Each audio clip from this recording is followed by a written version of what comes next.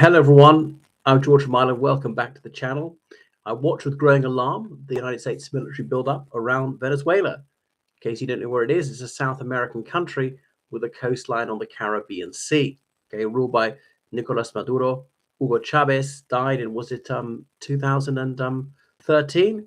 So it's been under a socialist rule for about 20 years. And I mean really socialist rule, not quite communist.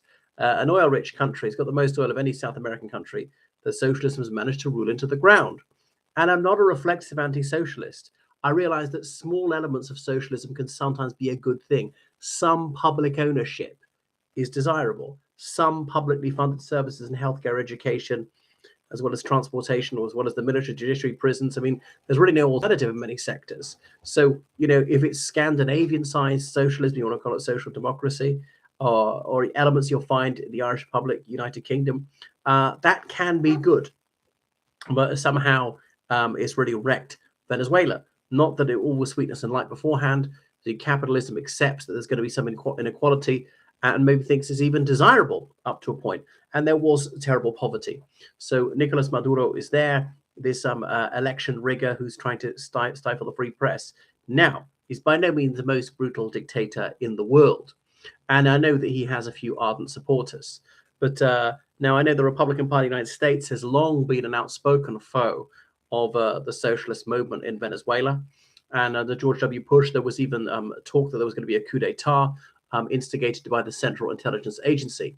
That's the US's foreign intelligence agency based at Langley, Virginia. And the United States has orchestrated many golpe de Estado throughout Latin America, throughout the 20th century. I'm not so sure about into the 21st century. The old quip in Latin America runs, why is the United States the only country in the American continent never to have suffered a coup d'etat? Because it's the only one without a US embassy. As in, these coups are run out of the US embassy to the CIA.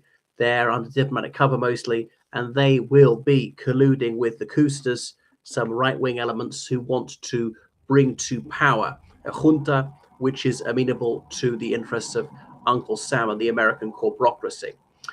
So it's staggering the United States, which preaches democracy, so often delivered dictatorship, which so jealously guards its own sovereignty, so regularly and flagrantly violates the sovereignty of other nations. The hypocrisy is staggering, and the self-delusion, the dishonesty of saying, oh, we're all about democracy and human rights, when the reality is the polar opposite of that. We've always stood on the side of liberty. It's certainly not the case. Not that America's friends are always, America's foes are always good. I mean, they're often evil.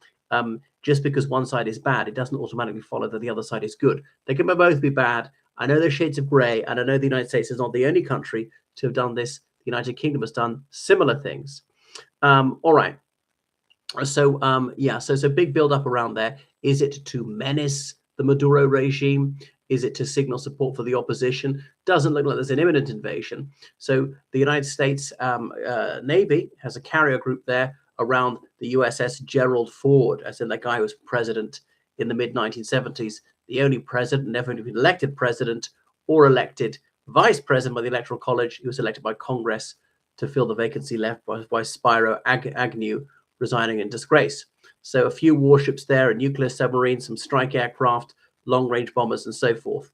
So they've been flying supersonic jets near Venezuelan airspace. So they could best the Venezuelan Navy, send it to Davy Jones's locker, and shoot the small Venezuelan Air Force out of the sky quite easily, so that these American illegal strikes on ships, on little boats, they claim are drug dealers, so murdering these poor sailors and fishermen without evidence, certainly without trial or charge. It's staggering. The murder of civilians in international waters in time of peace, it's sickening. It doesn't get more criminal than that. Obviously, there are drug dealers of every nationality. Imagine if Americans on a yacht, on a fishing boat or whatever, were murdered by the government of Russia or Iran or North Korea, whoever, and that government said, oh, because they were drug dealers, which might be true, which might be false. Would the United States accept that? Of course not, nor would I. It is just so blindingly obvious that this is a crime.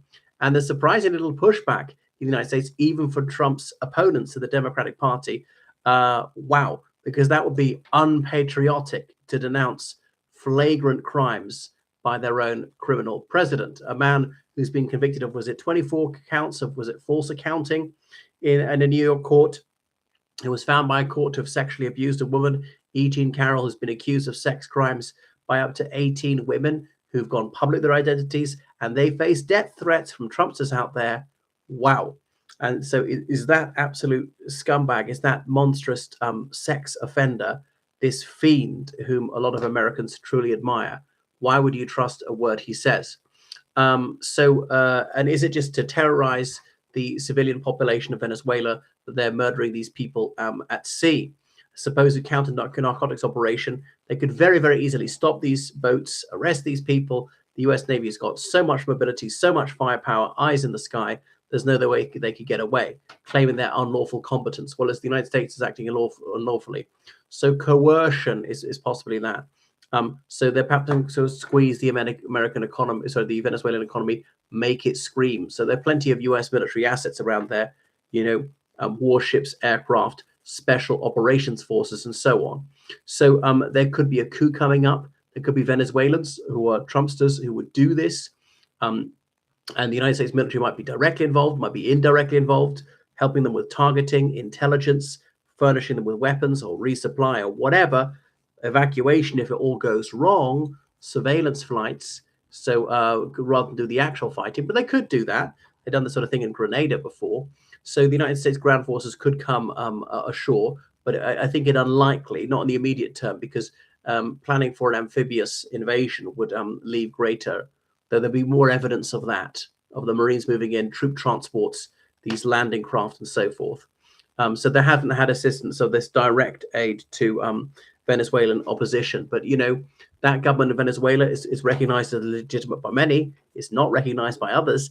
Is it legitimate or not? It's questionable. If other Venezuelans overthrew it, the legality of that is dubious. But if the United States were to invade, again, that would surely be illegal. I know this happened a lot, but that doesn't make it lawful. Many crimes have been committed countless times, but they're still crimes. Goodness. And why would the United States do this? Okay, it bring to power a government beholden unto them. Would it get more oil on the market? Would it make the economic life of Venezuela better? Probably, could scarcely be worse. It would remove an ally of Russia and China in the region. It would send warning to America's foes, we will come and get you. And of course, it would hearten America's friends that we will come to your aid and so on. So there'll be other signs. There might be a media blackout. The mobile phone system might be taken offline by the Venezuelan regime to try and prevent their cousters communicating and organizing. So there might be, from within the regime, might be a musical chairs coup d'etat, someone who previously been a supporter of Maduro who decides he will be a marionette of Washington, D.C. It might be a military coup, something like that. Remember, Hugo Chavez was himself a military man who attempted a coup in the early 90s. So there might be some covert operations. The United States might claim that American civilians in the country were attacked and had to go to their aid or something like that, or somebody appealed for help. We shall see. And the coups, they tend to take place in the small hours, so that by the time people wake up, Maduro is either dead, fled, or captured. Yeah, and people just fait accompli.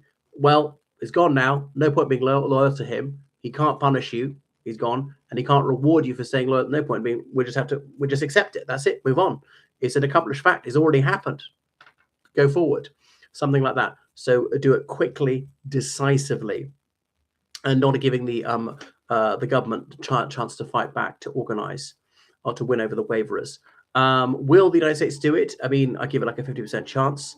I don't think it's going to happen the next day or the next week. Will it happen next month? There, I'm less sure. Okay, what do you think? Because it seemed to be a very muscular foreign policy. Trump would say, well, look at my testosterone. I've got the balls to do what other people didn't do, which is to flagrantly break international law, the kind of thing that would make Putin proud. So I hold no brief for Nicolas Maduro. If he was brought down peacefully, I would applaud that. Right. Thanks for watching my channel. Make sure you subscribe on Patreon, donate on PayPal, georgecallahan79@gmail.com. Goodbye.